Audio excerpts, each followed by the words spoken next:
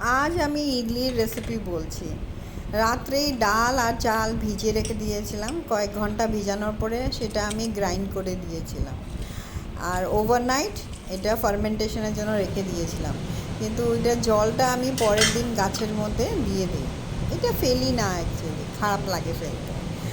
তারপরে এই যেটা ইডলির যেটা মিক্সচারটা একটু ওইটা ফেটে নিতে হয় খুব ভালোভাবে, ফার্মেন্টেড ইয়েটা ঘোলটা। তারপরে একটা গ্রিস করা পাত্রতে, ইডলি স্ট্যান্ডের পাত্রতে এটা ঢালতে হয়। তারপরে প্রিহিট একটা কন্টেইনারে ইডলি স্ট্যান্ড যেখানে রাখবো ওইটাতে এটা ঢুকিয়ে দিয়ে বাস এটা স্টিমিংয়ের জন্য দিয়ে দিতে হয়। এদিকে আমরা ডালের জন্য রেডি করতে লাগবে। তো ডালের মধ্যে একটু সবজি দিয়ে আমি বসিয়ে দিয়েছিলাম।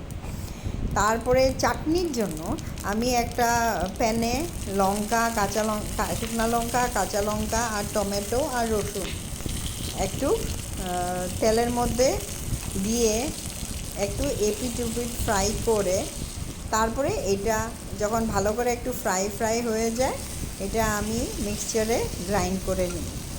এটা চাটনি খেতে খুব মজা হয়, সাথে আপনারা তেঁতুলও দিতে পারেন। তারপরে ডালটা যখন হয়ে গেছে বয়েল, তো ডালটা সোমবার দিয়েছি, জাস্ট একটু পেঁয়াজ আর রসুন আর কাঁচা লঙ্কা বা শুকনো লঙ্কা দিয়ে। সাথে তখনই যখন নামাবো তার আগে একটু তেঁতুলের জল দিয়ে দিতে লাগে।